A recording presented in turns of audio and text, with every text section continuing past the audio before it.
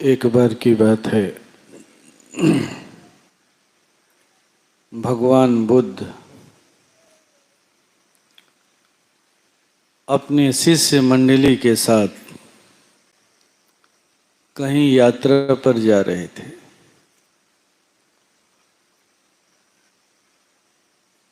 गर्मी का दिन था। यात्रा करते करते कुछ लोग थकने भी लगे थे, कुछ लोग प्यास से के भी शिकार हो रहे थे। सभी लोग ये महसूस कर रहे थे कि थोड़ा सा कहीं रुक करके विश्राम कर लिया जाए, लेकिन कोई ऐसा उपयुक्त जगह नहीं मिल रहा था। जब कोई उपयुक्त जगह नहीं मिल रहा होता है तो हम परेशान रहते हुए भी आगे बढ़ते चले जाते हैं। कुछ देर आगे जाने के बाद उन लोगों को एक सरोवर दिखाई दिया। सरोवर को देख करके सभी के मन में ये इच्छा हुई कि यहाँ रुका जाए, विश्राम भी कर लेंगे, जल भी मिल जाएगा पीने के लिए। और बुद्ध ने अपने भक्तों के मनोभाव को ताड़ते हुए वहाँ रुकने का निर्णय लिया। जैसे ही रुकने की घोषणा हुई, सारे भक्तों के चेहरे पर खुशी छा गई। अब कोई सरोवर में उतर करके अपनी प्यास बुझाने लगा, कोई सरोवर में उतर करके स्नान करने लगा।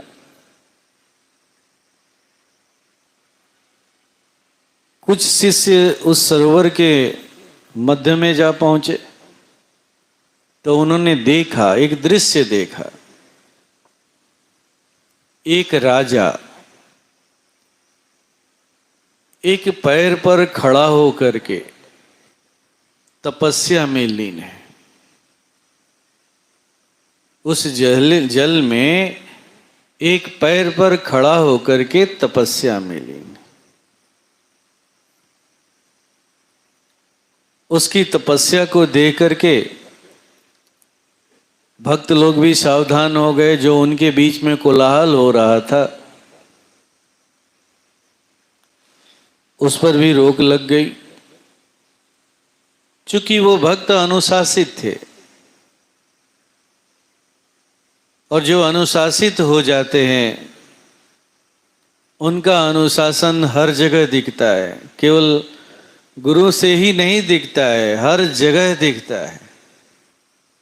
हम केवल समझते हैं कि गुरु के प्रति अनुशासित हो जाना ही सबसे बड़ा अनुशासन है।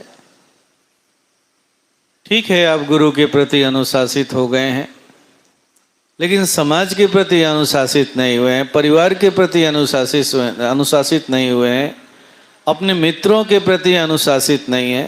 ये क्या बताता है? आपको गुरु ने कौन से अनुशासन का पाठ पढ़ाया है? या फिर वो अनुशासन आपके अंदर में उतरा ही नहीं है, वो केवल और केवल बाहरी अनुशासन बन करके रह गया। परम पूज्य अनुशासन के बारे में बड़ा ही सुंदर बात कहा करते थे। अनुशासन दो तरह का होता है। पहला है बाहरी अनुशासन और दूसरा है आंतरिक अनुशासन। अक्सर हम बाहरी रूप में अनुशासित होते हैं, आंतरिक रूप से अनुशासित नहीं होते हैं। और जब आंतरिक अनुशासित नहीं होते हैं तो बाहरी अनुशासन नहीं रह जाता, वो बलात्कारी रूप ले लेता है। जबरदस्ती किसी चीज को करने और कराने के लिए बाध्य करता है, लंठई करता है, हुकूमत करता है। बाध्य कर देता है, मजबूर कर देता है। जब आप मजबूर नहीं होते हैं तो गिरोह बना के मजबूर करता है, समाज से, परिवार से बाहर आपको निकाल देता है, बहिष्कार करके आपको मजबूर करता है और साबित करता है कि हम बहुत बड़े अनुशासन वाले हैं। नहीं, ये बाहरी अनुशासन है। और जब हम बाहरी अनुशासन के भूमि पर होते हैं तो यही चरित्र हमारे जीवन में दिखता है। लेकिन जब आंतरिक रूप से अनुशासित हो जाते हैं तो फिर ये चरित्र नहीं दिखता है, ये चरित्र। और आंतरिक अनुशासन ही आपको आपके लक्ष्य तक पहुंचा सकता है। आंतरिक अनुशासन ही आपके व्यवहार में परिवर्तन ला सकता है, आपके चरित्र में परिवर्तन ला सकता है। और जब चरित्र का परिवर्तन होता है, व्यवहार का परिवर्तन होता है, तो वो सबके प्रति होता है, सबके प्रति होता है, कोई एक के विशेष के प्रति नहीं होता है, सबके प्रति होता है। तो ऐसा ही बुद्ध के भक्तों के अंदर में आंतरिक अनुशासन था। जैसे ही उन्होंने देखा कि कोई साधक है, एक पैर पर खड़ा होकर के वो तपस्या कर रहा है, सभी उसे देख करके अनुशासित हो गए।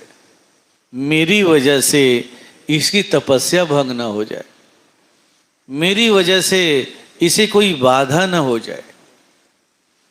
जब रूप आंतरिक अनुशासन में व्यक्ति पहुंचता है तो वो दूसरों के लिए सोचने लगता है। स्वयं तो उसका काम हो ही रहा है, अब दूसरों के लिए वो सोचने लगता है। और जैसे जैसे दूसरों के लिए सोचने लगता है, उसके स्वयं का विकास और तेजी से होने लगता है, और तेजी से। लेकिन बाहरी अनुशासन में वैमनस्यता दिखती है, केवल वो अपने लिए सोचता है, दूसरों की परवाह नहीं करता। तो उनके अंदर भी यही भाव आया। बड़ी अदब के साथ वो स्नान किए, जल को ग्रहण किए और थोड़ा देर विश्राम किए, और विश्राम करने के बाद फिर वो आगे बढ़ चले। जब आगे बढ़ने लगे तो उसमें से एक शिष्य ने बुद्ध से पूछा, गुरुजी, मैंने सरोवर के मध्य में एक राजा को एक पैर पर खड़ा होकर के तपस्या करते हुए देखा है। मैं आपसे यह पूछना चाहता हूं कि वो तपस्या में लीन है और इसी समय अगर उसकी मृत्यु हो जाए, अगर उसकी मृत्यु हो जाए तो क्या वो मोक्ष और निर्वाण को प्राप्त कर लेगा? बुद्ध थोड़ी देर तक मौन रहे, उसका उन्होंने उत्तर नहीं दिया। थोड़ी देर तक मौन रहे और थोड़ी देर के बाद उन्होंने कहा कि नहीं, उसे मोक्ष की प्राप्ति नहीं होगी, उसे निर्वाण की उपलब्धि नहीं होगी। और इस तरह से दो टूक उत्तर देकर के वो आगे बढ़ गए। शिष्य मंडली भी उनके साथ चलती रही। जहां वो जाना था वो अपने गंतव्य को पहुंच गए। फिर कुछ वर्षों के बाद, 2-4 दिन के बाद नहीं, वर्षों के बाद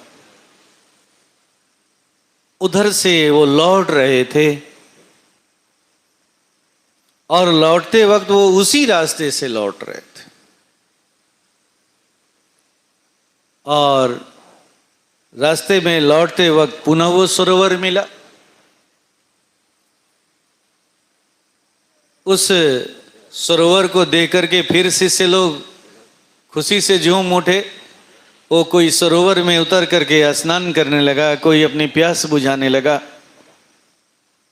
बुद्ध भी वहां एक बगल में वृक्ष के नीचे बैठ गए, वो भी विश्राम करने लगे। फिर वो शिष्य लोग जब स्नान करते करते मध्य में पहुंचे सरोवर के, तो देखते हैं कि वो राजा आज भी उसी तरह से एक पैर पर खड़ा होकर के अपने तपस्या में लीन है, तपस्या में लीन है। फिर वो उसे देख करके सभी अनुशासित हो गए और अपना काम निपटा करके थोड़ी देर तक इर्द गिर्द जो वृक्ष थे वहां बैठ करके विश्राम किए और फिर वहां से वो आगे बढ़ गए। जब आगे बढ़ने लगे तो फिर वही शिष्य जिसने पहली बार बुद्ध से ये प्रश्न पूछा था, उसी प्रश्न को पुनः दोहराता है। गुरुजी,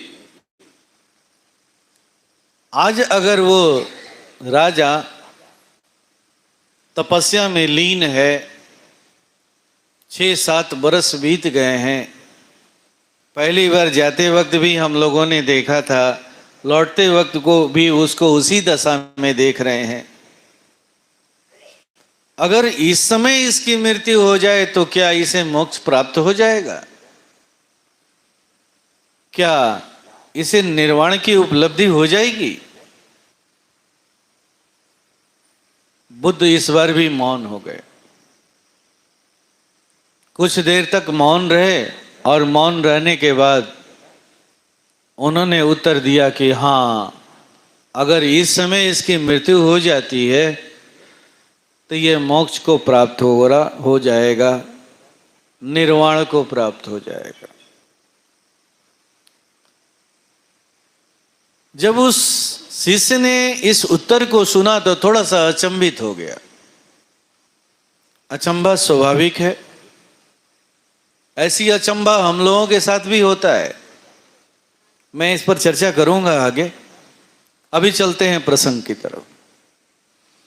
शिष्य ने पूछा कि गुरुजी, पहली बार जब हम लोगों ने उसे देखा था तो उस समय भी वो सरोवर के मध्य में एक पैर पर खड़ा होकर के तपस्या में लीन था, और जब मैंने आपसे पूछा कि उस समय अगर उसकी मृत्यु हो जाती है तो क्या वह निर्वाण को प्राप्त हो जाएगा, तो आपने कहा कि नहीं होगा। फिर आज 6-7 बरस के बाद आज भी वो उसी दशा में है, एक पैर पर खड़ा होकर के तपस्या में लीन है, सरोवर के मध्य में गहरे जल में। उस समय के मुद्रा में और आज के मुद्रा में कोई अंतर नहीं है। उसके चेहरे पर जो उस समय तेज था, आज वही तेज आज भी है। वही संयम उसके अंदर में जो उस समय दिख रहा था, वो वही संयम आज भी दिख रहा है। तो फिर आज जब मैं आपसे पूछा तो आपने कहा कि अगर इस समय मृत्यु हो जाती है तो वो निर्वाण को प्राप्त हो जाएगा, मुक्त अवस्था को प्राप्त हो जाएगा। गुरुजी, मैं यह जानना चाहता हूं कि ये भेद क्यों? उस समय मृत्यु होती तो वो निर्वाण को प्राप्त नहीं होता, और इस समय मृत्यु हो जाएगी तो वो निर्वाण को प्राप्त हो जाएगा। ऐसा भेद क्यों गुरुजी? मैं इस रहस्य को जानना चाहता। बुद्ध शिष्य के बातों को सुनकर के मुस्कुराने लगे और उन्होंने उत्तर देते हुए कहा कि तुम ठीक कह रहे हो। उसकी मुद्रा भी उस समय वही थी जो इस समय है। उसके अंदर में वही संयमता दिख रही थी जो इस समय दिख रही है, लेकिन एक फर्क था। फर्क क्या था? तो पहली बार जब तुमने प्रश्न पूछा था और जब मैं उस पर गहरी दृष्टि डाला मौन होकर के, तो मुझे ये एहसास हुआ कि वो अभी निर्मल नहीं हो पाया है, नहीं हो पाया है। वो जो साधना कर रहा है, जो क्रिया कर रहा है, वो क्रिया उसे निर्मल नहीं बना पाई है। अभी वो अपने विचारों से युद्ध कर रहा है, अपने संस्कारों से युद्ध कर रहा है। मैंने इसका अनुभव किया, इसीलिए मैंने कहा कि अगर इस समय उसकी मृत्यु हो जाती है तो वो निर्वाण को प्राप्त नहीं हो सकता। लेकिन 6 साल के बाद जब हम लोग उस रास्ते से पुनः लौट रहे थे और आज तुमने उसे उसी मुद्रा में देखा, उसी अवस्था में देखा, वही स्थिरता देखा, और जब मुझसे पूछा तो मैं कुछ देर के लिए मौन होकर के अपनी गहरी दृष्टि जब उस पर डाली तो ये अनुभव किया कि वो अब पूरी तरह से निर्मल हो चुका है। उसकी साधना उसके विचारों को नष्ट कर चुकी है, उसकी साधना उसके संस्कारों को मिटा चुकी है, समाप्त कर चुकी है। अगर इस समय उसकी मृत्यु हो जाती है तो वो निश्चित है कि मोक्ष को प्राप्त कर लेगा, मुक्त अवस्था को प्राप्त कर। यही भेद है दोनों अवस्थाओं का। इसीलिए मैंने कहा कि अगर इस समय उसकी मृत्यु होगी तो वो मोक्ष को प्राप्त होगा, निर्वाण को प्राप्त होगा। दरअसल वो राजा कोई और नहीं था, बिंबिसार था। तो बुद्ध ने इस तरह से उत्तर देकर के अपने शिष्यों को समझाया। हमारे परम आराध्य परम पूज्य गुरु महाराज साहब भी भिन्न भिन्न तरीके से इस बात को समझाते रहे हैं कि आपकी साधना, आपकी क्रिया तभी सिद्ध होगी जब आप निर्मलता की भूमि पर पहुंचेंगे। आप साधना कर रहे हैं, क्रिया कर रहे हैं, और आपकी क्रिया अगर आपको निर्मलता तक नहीं पहुंचा पाई है, आप अंदर से निर्मल नहीं हो चुके हैं, नहीं हुए हैं, तो अभी आपको अपनी यात्रा करने की जरूरत है। उस पर अपनी निरंतरता को बनाए रखने की जरूरत है। भगवान राम भी तो कहते हैं ना कि मुझे कौन प्राप्त कर सकता है, मुझे प्राप्त करने का अधिकारी कौन है? तो निर्मल मन जन सो मोहि पावा, मोहि कपट छल छिद्र न भावा। मुझे वही प्राप्त कर सकता है जो निर्मल हो चुका हो। छलिया और कपटी मन वाले मुझे कभी भी नहीं प्राप्त कर सकते, कभी भी नहीं प्राप्त कर सकते। छल और कपट किस स्तर पर होता है? तो जब हम बुद्धि के क्षेत्र में होते हैं। अभी मैं क्रिया बताते वक्त इसको बड़े स्पष्ट तरीके से रखा था, शायद आपने समझा या नहीं समझा। जब हम बुद्धि के क्षेत्र में होते हैं तो हम चालाकियां करते हैं, बुद्धि चालाकी करती है। हम चालाकी करने का मतलब बुद्धि चालाकी करती है। कभी यहाँ भागती है, कभी वहाँ भागती है, कभी हमें यहाँ ले जाती है, कभी तरह तरह की चीजों को सजेस्ट करती है और हमें प्रकृति से ऊपर नहीं उठने देती, उस अवस्था में नहीं जाने देती जिस अवस्था में जाने के बाद हम निर्मलता की भूमि पर पहुंचते हैं। और एक गुरु यही चाहता है, आपको वहीं ले जाना चाहता है। और जब तक आप उस निर्मलता की भूमि में नहीं पहुंचेंगे तब तक सच कहा जाए तो आप आंतरिक रूप से अनुशासित नहीं हो पाएंगे। क्योंकि जब तक आप आंतरिक रूप से अनुशासित नहीं होंगे तब तक आपको अपने कर्तव्य का बोध भी नहीं होगा, ये जान लें। आप हमेशा इंतजार करेंगे कि वो कब आदेश दे, और आपके मनानुकूल आदेश होगा तो काम पर लगेंगे, उसका पालन करेंगे, और मनानुकूल नहीं होगा तो नहीं करेंगे। ये भेद दृष्टि भी रहेगी। लेकिन जब हम आंतरिक रूप से अनुशासित हो जाते हैं तो बाहरी अनुशासन भी सिद्ध हो जाता है, सिद्ध हो जाता है। परम पूज्य गुरु महाराज साहब ने बड़े ही स्पष्ट तरीके से कहा है, जिसे मैं पुनः याद दिलाना चाहता हूं कि एक मानव अपने 5 प्रकार के प्रकृति से प्रभावित होता है। वो 5 प्रकार की प्रकृति कौन कौन सी है? तो काम है, क्रोध है, लोभ है, मोह है और मद है। अक्सर इसे 4 ही कह सकते हैं, मद को छांट सकते हैं। वो 4 प्रकार की प्रकृति से प्रभावित रहता है, काम, क्रोध, लोभ और मोह। और यही उसके मूल के रूप में होते हैं।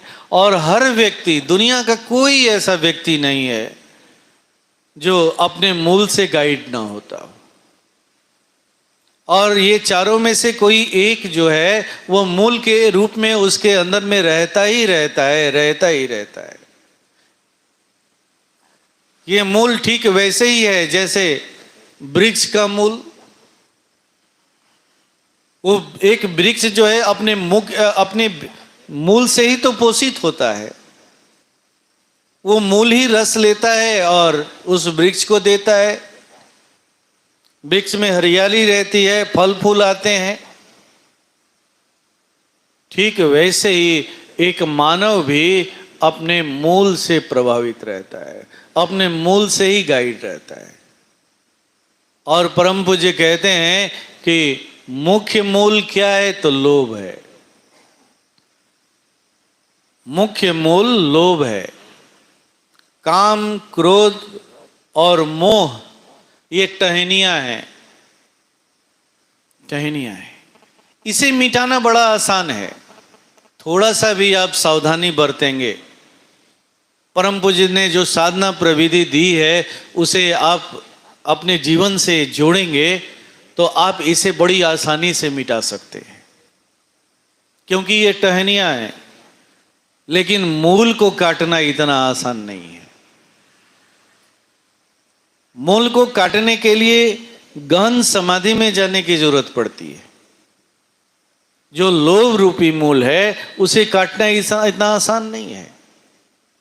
अगर आपका ये मूल जिंदा रह गया, काट नहीं पाए, जैसा कि बुद्ध ने बिंबिसार को देख करके अनुभव किया पहली बार में कि वो सहज अवस्था में दिख रहा है, चेहरे पर तेज भी देख रहा है, लेकिन अभी वो अपने मूल से प्रभावित है, विचारों से संघर्ष कर रहा है, अपने संस्कारों से संघर्ष कर रहा है। ठीक वैसे ही अपने मूल को इतना आसान नहीं है काटना। और हम टहनियों को तो काट लेते हैं, काम को मिटा लेते हैं, क्रोध को मिटा लेते हैं, मोह को मिटा लेते हैं, मद को भी समाप्त कर लेते हैं, लेकिन मूल को जल्दी नहीं काट पाते हैं। और मूल जब नहीं कटता है तो क्या होता है? पुनः टहनियां पैदा हो जाती है। याद रखेंगे इस बात को। पुनः टहनियां जन्म ले लेती हैं। आप वृक्ष के किसी टहनी को काट के देख लीजिए, पता चलेगा 6 महीना के बाद कि वहां और भी टहनियां निकल गई। ठीक यही हमारे साथ भी होता है। लोभ जब सिद्ध होता है तो मोह पैदा हो जाता है, और लोभ जब सिद्ध नहीं होता है तो क्रोध पैदा हो जाता है। इस तरह से ये पुनः पैदा हो जाते हैं, ये टहनियों का पुनः जन्म हो जाता है। तो परम पूज्य ने हमेशा सावधान करते हुए कहा है कि एक साधक उस निर्वाण को, उस मोक्ष को तभी प्राप्त कर सकता है जब वो अपने मूल को भी मिटा ले। और मूल को मिटाने के लिए पूर्ण रूप से अपने आप को गुरु के आश्रित छोड़ना होगा, गहन समाधि में जाना होगा। वहां कोई बुद्धि की चालाकी नहीं होनी चाहिए, उसे समझना होगा, बुद्धि के चालाकी के भेद को समझना होगा।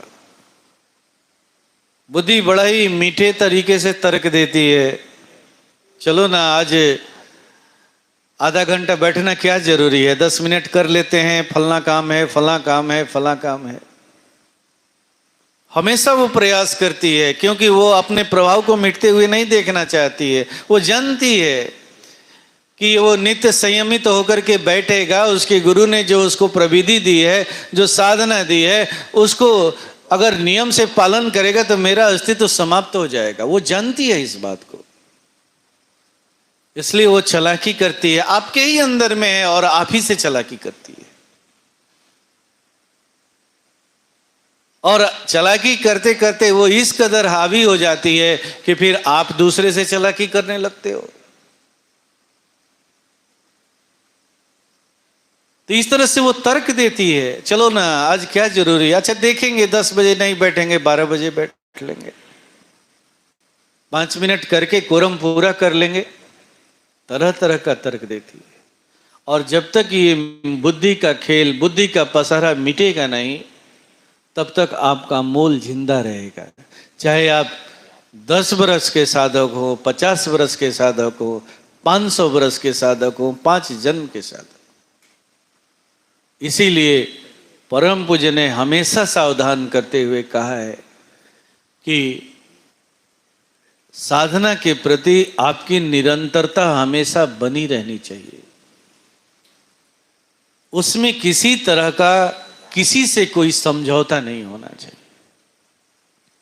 अब चलते हैं आंतरिक अनुशासन की तरफ कि ये बुद्धि कैसे तर्क देती है और हमें आंतरिक अनुशासन से दूर करती है। मैं अपने स्वयं की घटना आपको एक सुना रहा हूं। जब ये आश्रम का निर्माण हुआ और मैं इस आश्रम में परम पूज्य गुरु महाराज साहब के साथ हम लोग पूरे परिवार इस आश्रम में प्रवेश किए, जब यहाँ रहने लगे, सत्संग का कार्य करने लगे, चूंकि मैं उनके साथ रहता था तो सुबह उठते ही मेरी आदत थी सुबह 5 बजे उन्हें जाकर के प्रणाम करना, उसके बाद ही अपने कोई दिनचर्या का काम किया करता था। ये हमारा अनुशासन था, सबका अनुशासन था, पूरे परिवार के सदस्यों का अनुशासन था।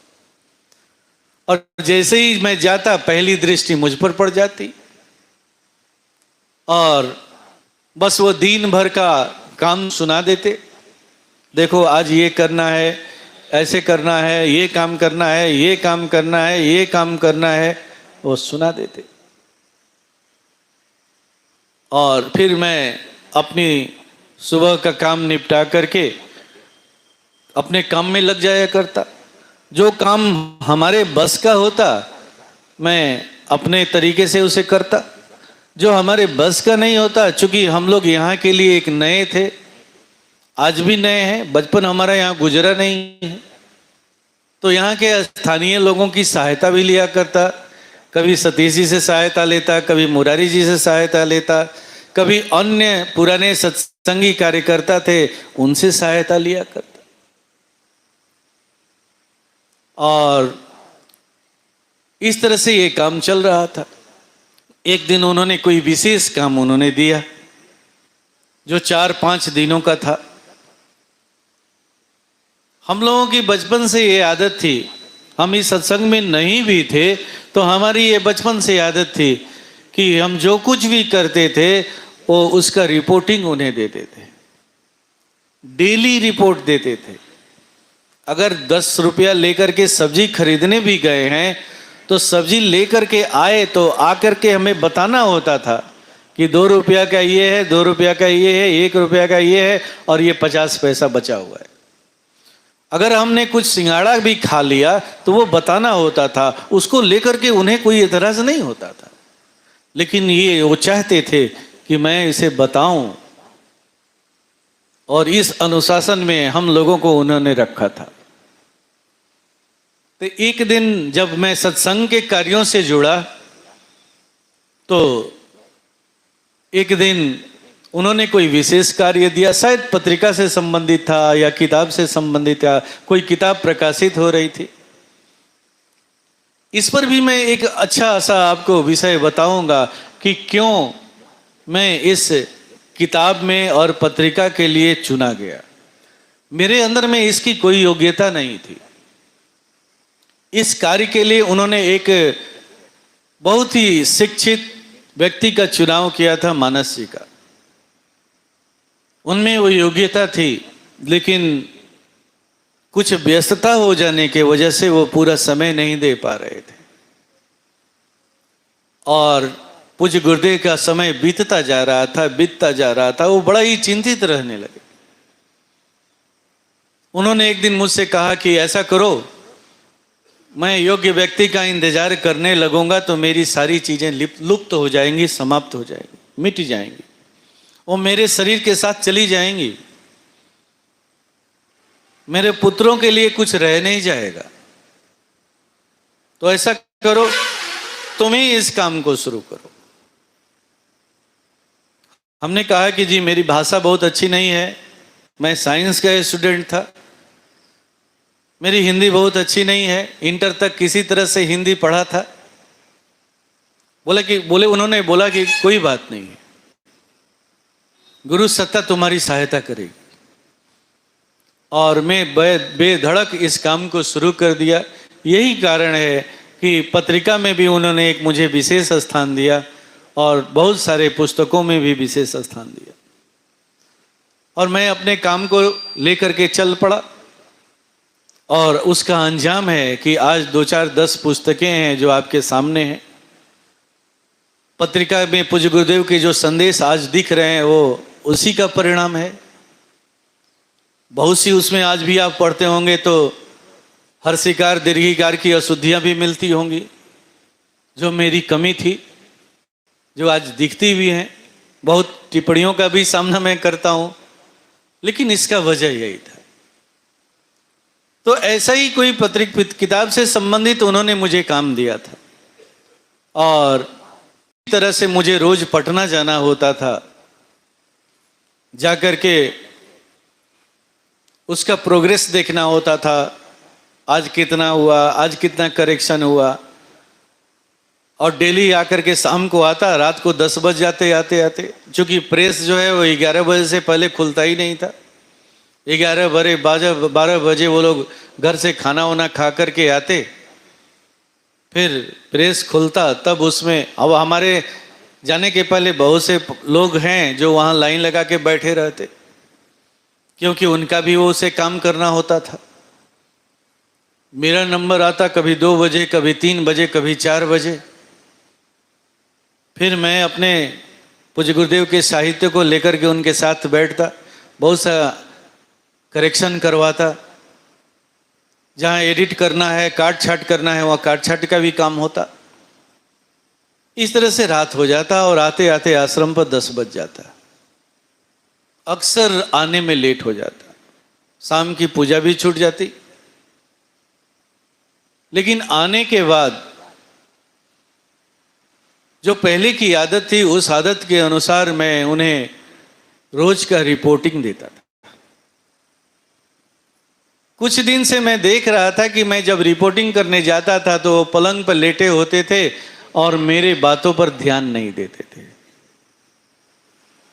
वो अक्सर ऐसी मुद्रा में रहते थे जैसे सामने वाले को लग रहा है कि वो सुन नहीं रहे हैं, लेकिन सच ये है कि उनकी आंतरिक ऊर्जा जो है, उनका जो आंतरिक स्वरूप है वो आपको सुन रहा है।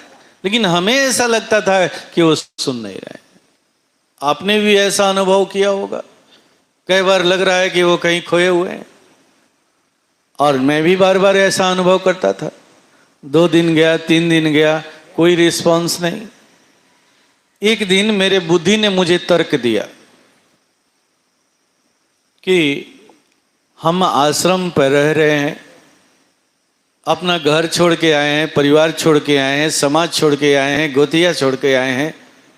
आखिर किसके लिए आए हैं? उन्हीं के तो काम को कर रहे हैं। यहाँ मेरा सोना भी उन्हीं के लिए है, खाना भी उन्हीं के लिए है, रहना भी उन्हीं के लिए है, सब कुछ तो उन्हीं के लिए है। तो उनसे छिपा क्या है? वो तो सब कुछ देख रहे हैं। देखिए बुद्धि कैसे चालाकी से अपना काम कर रही है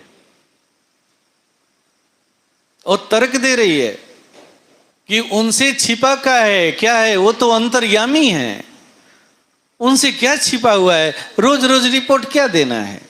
बस एक दिन काम को अंजाम पर पहुंचा देंगे और एक दिन जाकर के उन्हें बताएंगे, 10 दिन का काम 5 दिन में कर देंगे, खूब मेहनत करेंगे। हम पॉजिटिव रूप में ही उनके बारे में सोच रहे हैं और वो बुद्धि इस तरह से हमें पॉजिटिव तर्क दे रही है। देखो इसमें अनुशासनहीनता थोड़ी है, हम तो उन्हीं के लिए रह रहे हैं, वो तो अंतर्यामी है, क्या नहीं जानते उनसे क्या छिपा हुआ है। और इस तरह से 2-4 दिन मैं नहीं गया। एक दिन खुशी खुशी काम को अंजाम दे करके उनके पास पहुंचा तो दिखाया, उन्होंने मुंह फेर लिया, मुंह फेर लिया। कहा, एक ही शब्द उन्होंने कहा कि तुम उदंड होते जा रहे हो। मैं चौंक गया, मैं उदंड हो रहा हूं? मैंने कोई ऐसी गलती तो नहीं की है।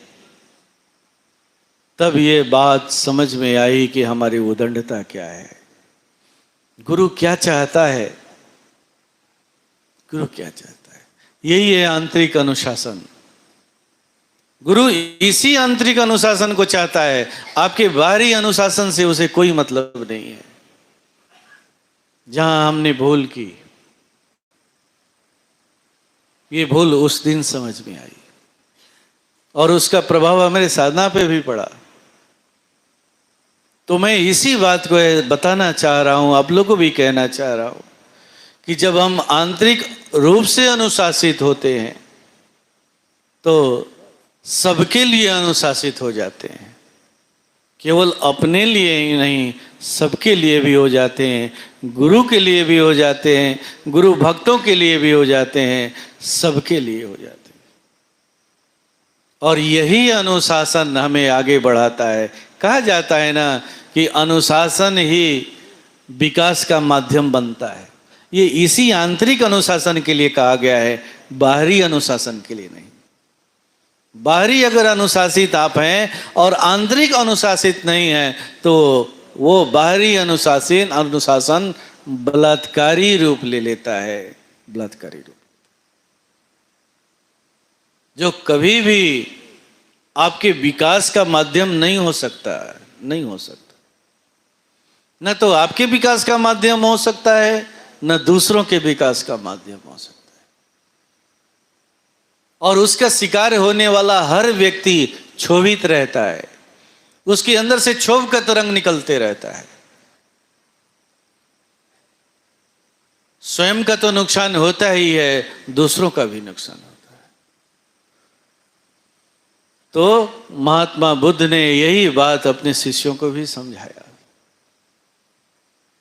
कि जब तक आपका मन निर्मल नहीं होगा, शांत नहीं होगा, स्थिर नहीं होगा, तब तक आप आंतरिक अनुशासन में नहीं जा सकते। और जब तक आंतरिक अनुशासन में नहीं जाएंगे, अपने लक्ष्य को साध नहीं पाएंगे, उस मंजिल तक नहीं पहुंच पाएंगे। इसी की बात परम पूज्य गुरु महाराज साहब ने कही, इसी बात को भगवान राम ने भी कहा, इसी बात को कबीर साहब ने भी कहा। मन निर्मल भया जैसे गंग का नीर, हरि दौड़े पीछे पीछे कहत कबीर कबीर। कहते हैं कि जब तक मैं ये समझता रहा कि मैं बहुत बड़ा तो जोगी हूँ, बहुत बड़ा तपस्वी हूँ, तब तक मेरे साथ कुछ भी नहीं हुआ, कुछ भी नहीं। लेकिन जैसे ही मैं गुरु के प्रति अनुशासित हो गया, अपने आप को उन्हें समर्पित कर दिया, वैसे ही मेरे जीवन में अद्भुत परिवर्तन हुआ, अद्भुत परिवर्तन हुआ। वो परमात्मा, वो पालनहार, वो ईश्वर अब मेरे पीछे पीछे दौड़ता है, पूछता है कबीर खाया कि नहीं खाया। वो मेरा ख्याल रखता है, ख्याल रखता है। तो ये है निर्मलता। निर्मलता ही वो माध्यम है जो हमें निर्वाण तक ले जाएगी, उस मोक्ष तक ले जाएगी, हमारे मूल का विनाश करेगी। और इसी की साधना परम पूज्य ने दी है।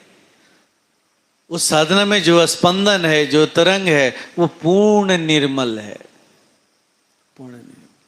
हमें उसी की संगति करनी है, और उसकी संगति करते करते हम भी वैसा ही निर्मल होते चले जाते हैं, होते चले। आइए आज एक और अहम प्रश्न है, उसका भी मैं सोचता हूं कि उत्तर दे दूं। साहिबगंज से एक भाई हैं, कुछ दिन पहले उन्होंने प्रश्न किया था कि एक बार मैंने एक लेख लिखा था जिसमें वर्णन किया था कि हमारे जीवन में स्थूल गुरु का आगमन इसलिए होता है कि वो सूक्ष्म गुरु से हमारा हाथ पकड़ा दे, सूक्ष्म गुरु से संपर्क करा दे। उन्होंने इस प्रश्न को उठाया कि ठीक है, हमारे जीवन में गुरु जी थे, तो उन्होंने अपने सूक्ष्म सत्ता से हमारा हाथ पकड़ा दिया, उस साधना प्रविधि को देके, उस क्रिया प्रविधि को देके। लेकिन अब वो शरीर में नहीं है, तो फिर नए लोगों के लिए ये काम कौन करेगा? प्रश्न जायज है, होना चाहिए। आइए इसके समाधान की ओर चलते हैं। पहली बात कि जब तक ये दिव्य चेतना का बैनर है और उसके बैनर के नीचे जो लोग काम करेंगे, इस बैनर के नीचे गुरु पूज्य गुरुदेव ही होंगे, दूसरा कोई नहीं। इस बात को आप समझ लें, अच्छी तरह से समझ लें, दूसरा कोई नहीं। अब रह गया कि गुरुदेव शरीर में नहीं है, तो फिर ये काम कैसे होगा नए लोगों के लिए? तो इसी के लिए उन्होंने उपदेशकों को चुनाव किया था। क्या गुरुदेव नहीं जानते थे कि उनका जब शरीर छूटेगा तो क्या होगा? और जब इस रहस्य को जानते थे तो उन्होंने सत्संग की स्थापना क्यों की? क्या सत्संग की स्थापना इसीलिए की थी कि उनके शरीर के छूटने के बाद इस सत्संग पर ताला लग जाए, जैसा कि बहुत लोग चाहते भी हैं? नहीं, इसलिए नहीं की थी। इसलिए की थी कि ये जुगों जुगों तक, जन्मों जन्मों तक ये विद्या लोगों में बांटी जाए, लोगों में पहुंचाई जाए, जन जन का कल्याण किया जाए। और इसी के लिए उन्होंने 10 उपदेशकों को चुना था। हाँ, अब यहां पर उन उपदेशकों का दायित्व जो है, उनकी जो शैली है वो थोड़ी सी बदल जाती है। वो अपने को गुरु के रूप में पेश नहीं करेंगे, क्योंकि वो करेंगे भी तो सफल नहीं होगा। अगर कोई ऐसा करने की बात सोच भी रहा है तो वो कभी भी सफल नहीं होगा। क्यों? क्योंकि उस क्रिया में गुरु की सत्ता मौजूद है, पूज्य गुरुदेव की सत्ता मौजूद है, आपकी सत्ता नहीं है। आपकी सत्ता नहीं है, वो पूज्य गुरुदेव की सत्ता है। पूज्य गुरुदेव ने अपनी ऊर्जा से उसको एक्टिवेट किया है, आपकी ऊर्जा से वो एक्टिवेट नहीं है।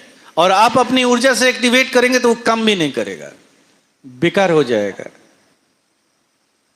इसलिए हम उपदेशकों का कर्तव्य ये बनता है नए लोगों के लिए कि जब भी हम उन्हें क्रिया बताएं तो इस बात को भी बताएं कि इस क्रिया में हमारी गुरु सत्ता मौजूद है, हमारे प्रभु मौजूद है, और वही आपके तारणहार हैं। ये हमें बता करके इस क्रिया को देना होगा, हमें इस बता करके इस प्रविधि को सिखाना होगा। और जब हम ऐसा बता करके करते हैं तो क्रिया बड़ी तेजी से काम करती है। इसका मुझे बहुत ही कड़ा अनुभव है। एक बार कौशलेंद्र जी अपने किसी रिश्तेदार को लेकर के आए हुए थे, कहा कि भैया इन्हें क्रिया सिखा दीजिए। हमने कहा कि ठीक है, चलिए।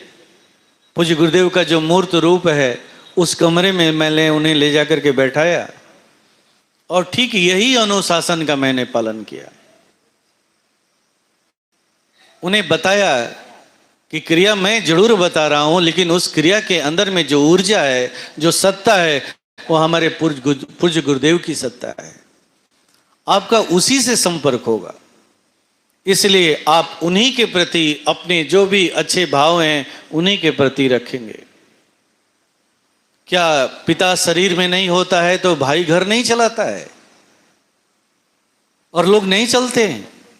हमें वैसा ही भाई समझे, लेकिन आपका जो संबंध स्थापित होगा वो उसी ऊर्जा से होगा, पूज्य गुरुदेव की ही ऊर्जा से होगा।